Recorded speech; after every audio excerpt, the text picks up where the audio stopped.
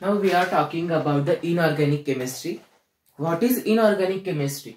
The branch of chemistry which deals with the study of all elements in periodic table except carbon and carbon derivative. म्हणजे inorganic chemistry मध्ये काय study केला जातो तर carbon वगळता, कार्बनचे डेरिव्हेटिव्ह वगळता ज्या सगळ्या एलिमेंट्सचा आपण अभ्यास करतो, त्यांचे हायब्रिडायझेशन बघतो, त्यांचं बॉन्डिंग बघतो, त्यांचे खूप सारे त्यांच्या प्रॉपर्टीज असतात, त्यांचे युजेस काय आहेत, त्यांचे खूप म्हणजे प्रत्येक एलिमेंटचा काहीतरी वेगळी प्रॉपर्टी असते, युजेस असतात. तर ते आपण इनऑर्गॅनिक केमिस्ट्रीमध्ये बघतो. आणि ऑर्गॅनिक केमिस्ट्रीमध्ये आपण काय बघतो की कार्बन आणि कार्बनचे डेरिव्हेटिव्ह जे असतात त्यांच्याबद्दल, म्हणजे मिथेन, इथेन, ते सगळे जे कार्बनचे जे डेरिव्हेटिव्ह असतात, कंपाऊंड असतात, त्याचा अभ्यास आपण ऑर्गॅनिक केमिस्ट्रीमध्ये करतो. आणि इनऑर्गॅनिक केमिस्ट्रीमध्ये आपण कार्बन सोडून जे पिरियडिक टेबलमध्ये कुठले एलिमेंट्स आहेत, जे सगळेच एलिमेंट्स आहेत 118, तर त्यांचा आपण अभ्यास ह्याच्यात करतो. तर ह्याच्यात आपण बॉन्ड फॉर्मेशन बघायचंय. तर आपण आता बॉन्ड फॉर्मेशन काय आहे ते आता आपण बघूयात. आता इनऑर्गॅनिक केमिस्ट्रीमध्ये आपण केमिकल बॉन्डिंग हा पॉइंट बघणार आहोत. That is non directional bonding. आता नॉन डिरेक्शनल बॉन्डिंग म्हणजेच काय तर त्याचं दुसरंच नाव आहे आयोनिक बॉन्ड. म्हणजे हे कुठल्याही इलेक्ट्रॉन शेअरिंगने होणारं बॉन्डिंग नसतं, हे त्यांचं इलेक्ट्रोस्टॅटिक फोर्स ऑफ अट्रॅक्शनमुळे होणारं बॉन्डिंग असतं. ते आता नॉन डिरेक्शनल बॉन्डिंग म्हणजे ते डिरेक्शनलेस, म्हणजे ते कुठल्याही प्रॉपर एका डिरेक्शननेच बॉन्डिंग करतील असं नाही. ते कुठनंही एकमेकांसोबत अट्रॅक्ट होऊन, म्हणजे कॅटायन्स ions, positive negative charge always attract, तर ते कुठनंही त्यांचं बॉन्ड फॉर्मेशन करतात. त्यांना कुठल्याही डिरेक्शनची गरज नसते, डिरेक्शन त्यांच्यासाठी मॅटर करत नाही. म्हणून आयोनिक बॉन्डिंग हे होतं केमिकल बॉन्डिंग. तर त्याचं आपण बॉन्ड फॉर्मेशन इन NaCl ह्याचं आता आपण एक्झाम्पल बघणार आहोत. तर निऑन, आर्गॉन, क्रिप्टॉन, झेनॉन हे सगळे नोबेल गॅसेस आहेत. आता नोबेल गॅसेस म्हणजेच काय आहे तर नोबेल गॅसेस, त्यांना नोबेल गॅसेस का म्हणतात कारण ते स्टॅबिलाइज आहेत. त्यांना स्टॅबिलिटी मिळवण्यासाठी कोणाशीही बॉन्ड फॉर्मेशन करायची गरजच लागत नाही, कारण त्यांचं इलेक्ट्रॉनिक कॉन्फिगरेशन, ज्या त्यांच्या आउटर शेल्स आहेत त्यांच्याकडे सफिशियंट इलेक्ट्रॉन्स आहेत, त्याच्यामुळे त्यांना कुठल्याही प्रकारचं बॉन्डिंग मध्ये भाग घेण्याची गरजच लागत नाही. आणि हे सगळे जे एलिमेंट्स आहेत ना, हे ह्यांचं बॉन्डिंग मिळवण्यासाठी एकमेकांशी बॉन्ड फॉर्मेशन करतात. तर आता आपण समजा ऑक्सिजनचं एक्झाम्पल घेतलं तर नुसतं ऑक्सिजन कधी स्टॅबिलिटी, त्याच्याकडे स्टॅबिलिटी कमी असते पण खूप कमी असते. म्हणून तो O2 मॉलिक्युल तयार होतो, O3 म्हणजेच ओझोन तयार होतो. समजा NO2 म्हणजे हा नेहमी फक्त ऑक्सिजन, हा असा ऑक्सिजन असा राहत नाही, तो कोणाशी तरी कुठल्या तरी एलिमेंटशी किंवा स्वतःच्याच, म्हणजे 2O म्हणजे असा OO, तर ह्याच्याशी तो बॉन्ड तयार करतो आणि तो स्टॅबिलाइज होतो. म्हणजे हे केमिकल बॉन्डिंग एलिमेंट्स का करतात तर त्यांची स्टॅबिलिटी, त्यांची नॅचरली त्यांना स्टेबल व्हायचं असतं, म्हणून हे बॉन्ड फॉर्मेशन मध्ये भाग घेतात. त्याच्यात आता 3 प्रकार आहेत बॉन्ड केमिकल बॉन्डिंग मध्ये. पहिलं म्हणजे कोव्हॅलंट बॉन्ड, दुसरा आहे आयोनिक बॉन्ड आणि तिसरा आहे कोऑर्डिनेट बॉन्ड्स. तर आता आपण ionic bonding that is non directional bonding आणि कोव्हॅलंट बॉन्डला डिरेक्शनल बॉन्डिंग असं म्हणतात. तर आता आपण केमिकल बॉन्डिंग मध्ये bond formation in NaCl that is ionic bonding ह्याचं आपण आता एक्झाम्पल बघणार आहोत. तर आता आपण बघणार आहोत bond formation in NaCl, example of ionic bond. आता सोडियम हा पिरियडिक टेबल मधला एक मेटल आहे. त्याचं इलेक्ट्रॉनिक कॉन्फिगरेशन आहे 281, म्हणजे त्याच्या 3 शेल्स आहेत. पहिली शेल K, दुसरी शेल आहे L, तिसरी आहे M, म्हणजे 3 शेल आहेत. ह्याचं आता समजा आपण हे इलेक्ट्रॉन शेल कॉन्फिगरेशन झालं. आता ह्याचं आपण इलेक्ट्रॉनिक कॉन्फिगरेशन लिहायचं झालं जे 1s2, 2s2, 2p6, 3s2, 3s1, हे त्याचं इलेक्ट्रॉनिक कॉन्फिगरेशन झालं.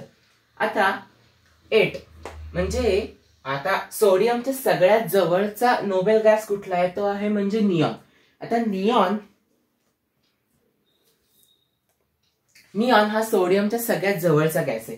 तर सोडियम हा निऑनचं इलेक्ट्रॉनिक कॉन्फिगरेशन गेन करेल, म्हणजे कोणाशी तरी तो बॉन्ड फॉर्मेशन करून तो ह्याचं इलेक्ट्रॉनिक कॉन्फिगरेशन मिळवेल, जेणेकरून हा स्टेबल होईल सोडियम. तर सोडियमचं हे 281, ह्याचा ॲटॉमिक नंबर 11.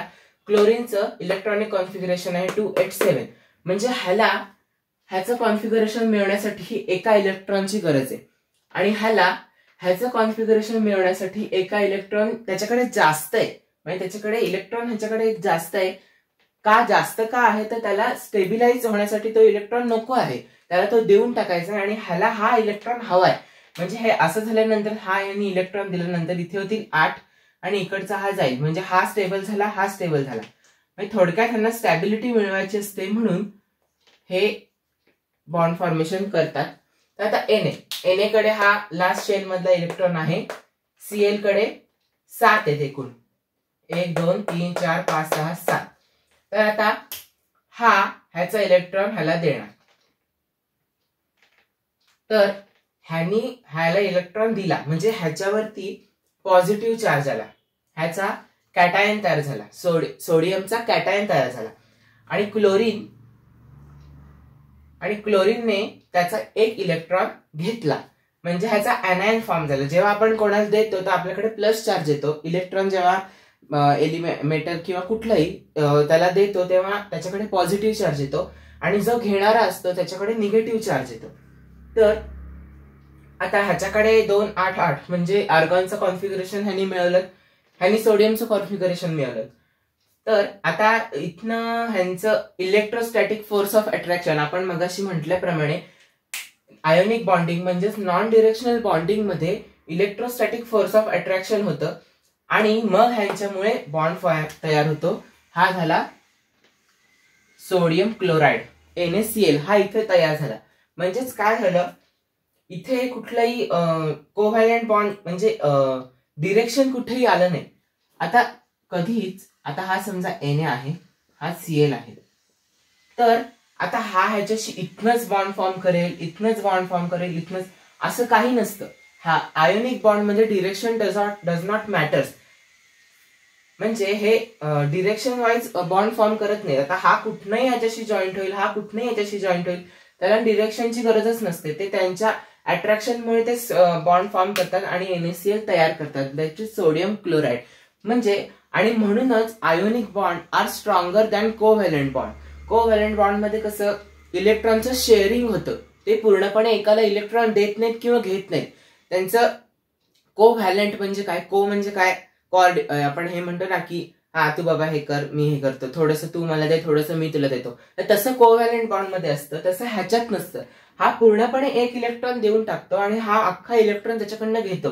त्याच्यामुळे ह्यांच्यातलं जे अट्रॅक्शन आहे ना, हे सगळ्यात जास्त असतं. कोव्हॅलेंट बॉन्डचं अट्रॅक्शन कमी असतं, म्हणजे बॉन्ड लगेच ब्रेक होतात. हे आयोनिक बॉन्ड ब्रेक लगेच होत नाहीत, म्हणजे त्यांना विशेष पॉवर लागते ब्रेक करण्यासाठी. तर हे एक्झाम्पल होतं आयोनिक बॉन्डचं. आयोनिक बॉन्ड कसा फॉर्म होतो, आधी हा ह्याचे हे तयार होतात, कॅटायन्स अनायन्स. ह्याचा कॅटायन तयार झाला, ह्याचा अनायन तयार झाला, म्हणजेच आयन्स तयार झाले. आणि ह्या आयन्सचा फोर्स ऑफ अट्रॅक्शन एकमेकांशी, cation positive negative always attract, तर ह्यांचं अट्रॅक्शन होतं आणि NaClचं फॉर्मेशन होतं. तर हे होतं bond formation in NaCl, non directional bonding, that is ionic bonding. तर आता आपण NaClचं एक्झाम्पल बघितलं की NaCl कसा बॉन्ड फॉर्म करतो, Na आणि Cl कॅटायन्स आणि अनायन्स तयार होऊन. तर ही एक डायग्रामॅटिक रिप्रेझेंटेशन आहे की negative positive strong attractive forces between positive and negative ions. ह्यांच्यात पॉझिटिव्ह निगेटिव्ह असे हे अट्रॅक्शन असतं ह्यांच्यात, आणि त्यांचं bond formation. When the transfer of electrons take place in the formation of ionic bond, the electrostatic field, म्हणजेच काय ह्यांनी सांगितलं, when the transfer of electron takes place, म्हणजे जेव्हा इलेक्ट्रॉनचा ट्रान्सफर होतो, म्हणजे मगाशी आपण बघितलं सोडियम Cl ला इलेक्ट्रॉन देतो आणि Cl तो इलेक्ट्रॉन घेतो.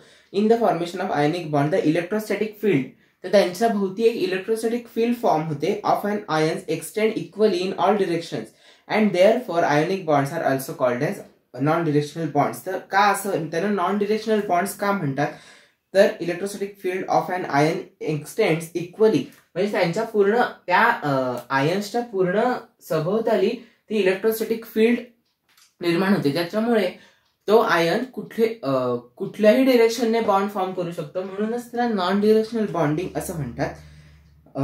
In metals also we find non directional bonding. आपण आता सोडियम तर मेटलच आहे, त्याच्यामध्ये पण आपण नॉन डिरेक्शनल बॉन्डिंग बघितलं. Therefore an ionic bonding is a cluster of ions where a positive is surrounded by a certain number of negative charges and each negative ion is surrounded by the equal number of positive ions. म्हणजेच हा positive ion negative आयन्सशी हे आहे, घेरलेला आहे. तर तसाच negative ion सुद्धा हा positive आयन्सशी घेरलेला आहे. तर त्यांच्यामुळे त्याचा स्ट्रॉंगनेस जो आयोनिक बॉन्ड मध्ये असतो ना, हा सगळ्यात जास्त असतो, हेच त्याने सांगितलेलं आहे.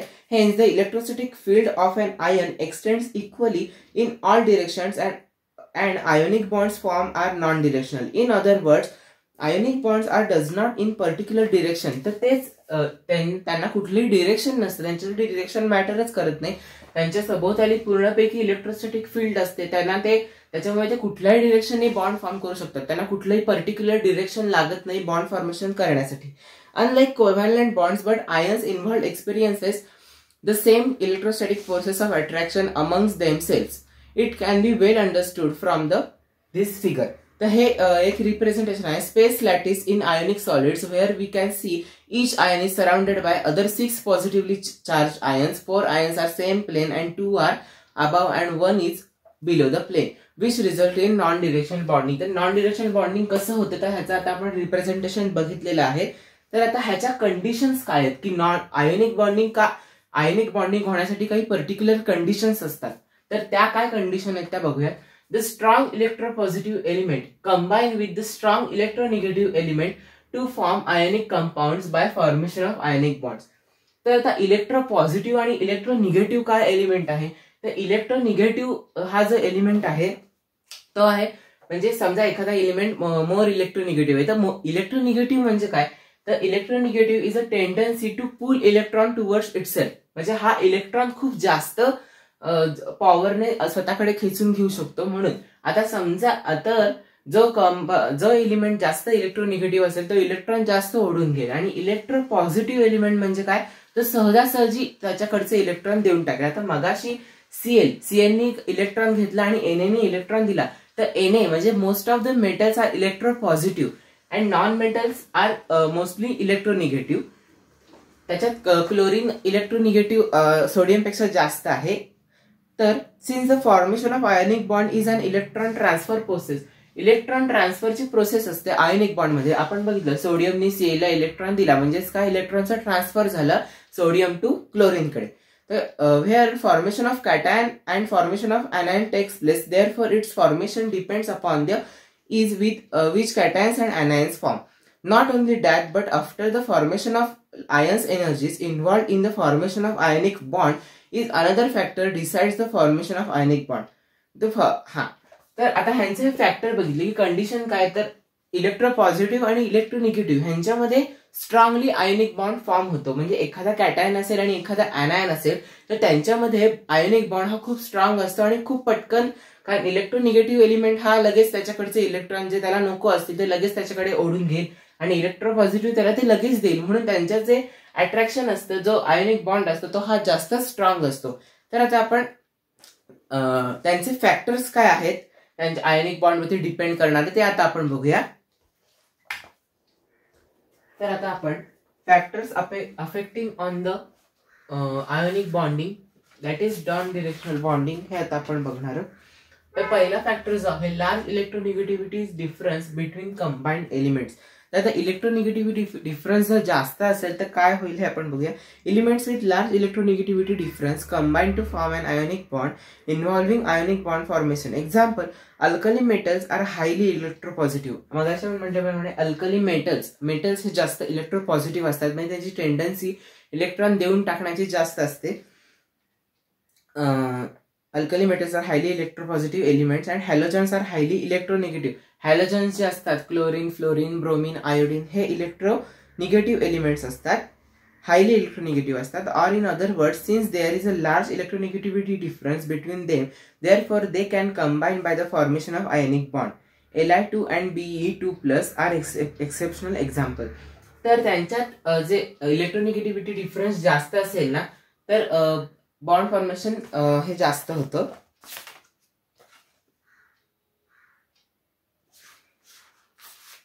त्यातला आता पुढचा फॅक्टर आहे inert gas configuration. As discuss above, combining elements should attain noble gas configuration. आता आपण मगाशी बघितलं होतं निऑन, आर्गॉन हे नोबेल गॅसचं कॉन्फिगरेशन मिळवण्यासाठी सगळेजण बॉन्ड फॉर्मेशन मध्ये पार्ट घेत असतात. by lose or by gain electrons to acquire stability. The inert gas configuration is attained by metals group 1, group 2, group 3, group 13 by the way of complete lose of their valence electrons. म्हणजे तेच inert gas configuration म्हणजेच काय तर प्रत्येक bond formation मध्ये तर प्रत्येक inert गॅसचं कॉन्फिगरेशन मिळवायला एलिमेंट आपले इलेक्ट्रॉन देतो किंवा घेतो, ट्रान्सफर ऑफ इलेक्ट्रॉन्स होतं तिथे. तर तिसरं आहे low ionization energy of metal. आता आयोनायझेशन एनर्जी म्हणजे काय, मेटल हा इलेक्ट्रोपॉझिटिव्ह एलिमेंट आहे, त्याच्यामुळे तो काय डायरेक्टली फॉर्म करणार, कॅटायन फॉर्म करणार. तर त्याची जी आयोनायझेशन म्हणजे नुसतं आता आपण म्हणूया Na हा मेटल आहे, सोडियम हा मेटल आहे, तर ह्याचं फॉर्मेशन Na+ मध्ये होणं ह्या प्रोसेसला म्हणतात आयोनायझेशन एनर्जी, आयोनायझेशन म्हणतात. तर आता ह्याच्यात कन्व्हर्ट होण्यासाठी काहीतरी एनर्जी पाहिजे, तर मग त्या एनर्जीला आयोनायझेशन एनर्जी असं म्हणतात. तर ती काय अफेक्ट करते ते आपण बघू. Lower the value of ionization energy of an atom of electropositive element greater will be the ease of formation of cation. Lower the value of ionization energy, जेवढी ह्याची आयोनायझेशन एनर्जी कमी असेल ऑफ इलेक्ट्रोपॉझिटिव्ह एलिमेंट म्हणजेच metal, greater will be the ease formation of cation. जेवढी ह्याची energy कमी असेल तेवढा पटकन हा कॅटायन तयार करेल.